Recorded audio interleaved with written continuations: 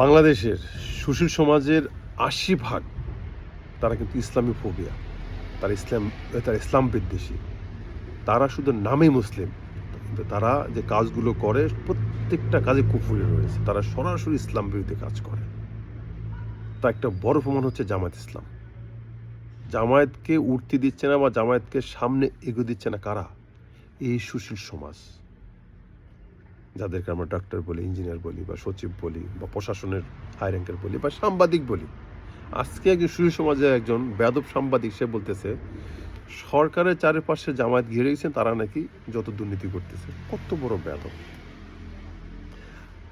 এই যে আজকে জামায়াত ইসলাম, তারা যদি শুধু তাদের দাড়িটা কেটে ফেলে, নামাজটা বাদ দিয়ে দেয়, কোট প্যান্ট পরে ঘুরুক, আর তাদের দলের নামটা চেঞ্জ করে দিয়ে, আজকে তাদের দল থাকবে টপ বাংলাদেশের ভিতরে। শুধু এই কিছু কারণের জন্যই এই লোকগুলো জামায়াত কাটকে রাখছে। তাদের ভিতরে কয়েকটা জিনিস কাজ করে। একটা হচ্ছে যে এই ইসলাম ধর্ম এটা অযথা, এটা কোনো কাজের না মানুষের জীবনের জন্য। এই ইউরোপ, আমেরিকা, ওয়েস্টার্ন কালচার, তারা তো ইসলাম ধর্ম নেই, আজকে তারা কত পড়ে গেছে। এবং তারা আরেকটা চিন্তা করে কি যে জামাত ইসলামকে সামনে এগিয়ে দিলে একসময় আমাদের স্বাধীনতা হস্তক্ষেপ হবে।